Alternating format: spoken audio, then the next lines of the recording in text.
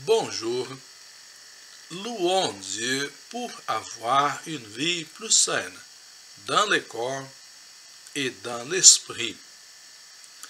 L'Église célèbre la solennité des apôtres du Seigneur, Pierre et Paul.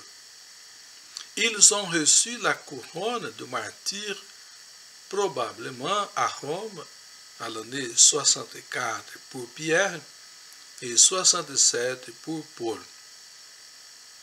L'appellation martyr vient du grec martus, ce qui veut dire témoin, alors que apôtre vient aussi du grec apostolos, ce qui veut dire envoyé, chargé d'une mission. Au début de la célébration, nous sommes invités avec toute l'Église à rendre grâce pour la vie et mission de ces deux piliers de l'Église. Rendons grâce en cette fête des apôtres Pierre et Paul. Par leur martyre, ils ont planté l'Église. Ils ont partagé la coupe du Seigneur et sont devenus ses amis. Ces deux grands ouvriers et missionnaires de l'Église ont su bâtir sur les rocs la maison du Seigneur en toute humilité. Celui qui plante et celui qui arrose sont égaux. Dieu accordera à chacun sa récompense selon son propre travail.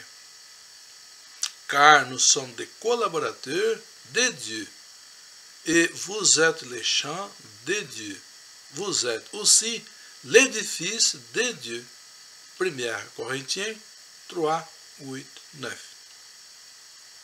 Dans la première prière de la célébration, nous demandons au Seigneur de nous garder toujours fidèles aux enseignements des apôtres, afin que nous ayons une foi inébranlable.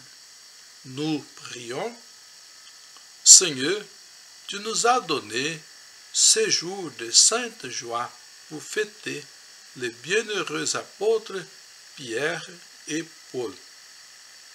Accorde à ton Église une fidélité parfaite à leur enseignement, puisqu'elle reçut par eux la première annonce de la foi.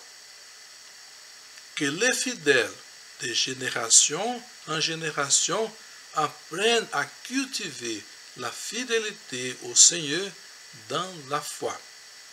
Il est écrit dans le livre des psaumes: la fidélité est un bouclier protecteur. Oui, le Seigneur est bon, et son amour n'a pas de fin. De siècle en siècle, il reste fidèle. Psaume 91, 4. 105. Dans la première lecture de la messe, nous voyons Pierre qui suit le chemin du Maître dans ses souffrances.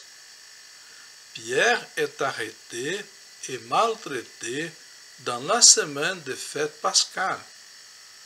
Mais par une intervention de l'ange du Seigneur, les chaînes tombent de ses mains et il est libéré.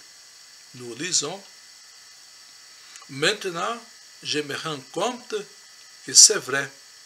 Le Seigneur a envoyé son ange et il m'a arraché aux mains d'Hérode. Acte 12, 11. La force qui a causé les souffrances à Pierre n'était pas plus grande que la force de l'Église dans la prière. Dieu entend les cris de ses enfants lorsqu'ils sont rassemblés et prient ensemble.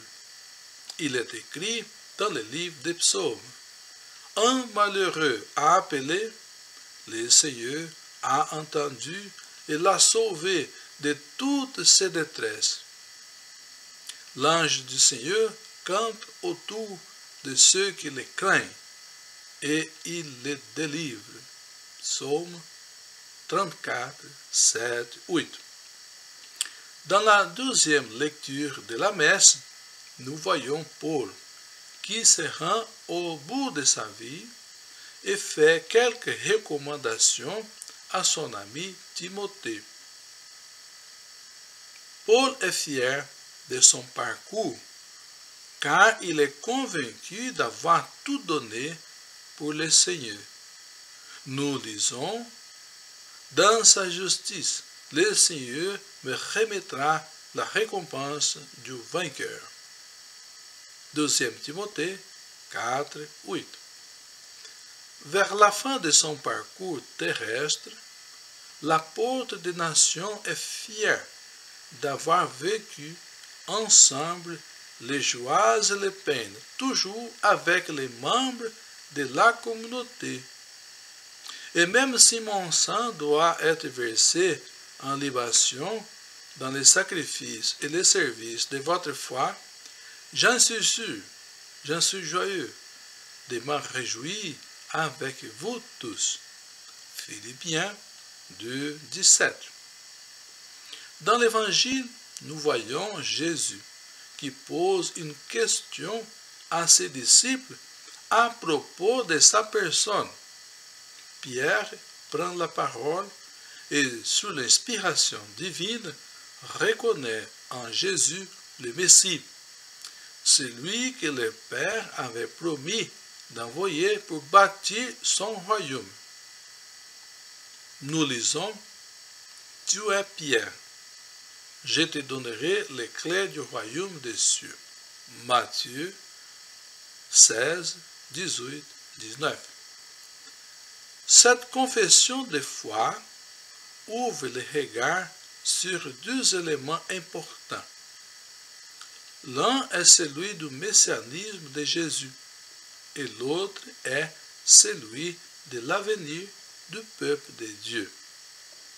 Le Père avait envoyé le Fils comme signe et c'est pourquoi Jésus lui-même abandonne cette génération mauvaise et adultère qui demandait un signe. Matthieu 16, 4. Pour démarrer à nouveau avec des personnes qui voient en lui l'envoyé de Dieu. Pierre est alors à la tête de ce nouveau peuple, l'Église, qui désormais affrontera, et pas toutes sortes de difficultés, et vaincra toutes sortes de défis avec la force de Dieu jusqu'à la fin. Chaque jour, Dieu renouvelle nos forces avec sa parole et à la table de l'Eucharistie. Nous prions que la prière de tes apôtres, Seigneur, accompagne l'offrande que nous te présentons, qu'elle nous inspire et nous soutienne pour célébrer l'Eucharistie. Il n'y a pas de place autre que la table du Seigneur pour faire rejoindre nos prières à celles des apôtres et pour louer notre Dieu. Il est écrit dans le livre des Actes des Apôtres. Ils étaient assidus à l'enseignement des apôtres et à la communion fraternelle, à la fraction du pain et aux prières. Actes 2, 42. Nous prions dans la préface, Pierre et Paul, l'un et l'autre, ont travaillé, chacun selon sa grâce, à rassembler l'unique famille du Christ. Vers la fin de la célébration, nous sommes dans la joie de voir que le Seigneur confie la mission de paître les troupeaux à celui qui a su reconnaître en lui l'envoyé de Dieu. Pierre dit à Jésus, « Tu es le Messie, le Fils de Dieu vivant. » Jésus lui répondit, « Tu es Pierre, et sur cette pierre, je bâtirai mon Église. » Matthieu 16, 18. Nous prions assidus à la fraction du pain, attentive à l'enseignement des apôtres, Seigneur, nous serons un seul cœur, une seule âme, solidement enracinés dans ton amour. La mission de l'Église est celle de faire demeurer dans le Christ, faire demeurer le Christ dans les cœurs, par la foi, et enraciné et fondé dans l'amour. Lettre aux Éphésiens 3, 17, 18. Merci et que Dieu nous donne la grâce d'une vie plus saine dans le corps et dans l'esprit. Amen.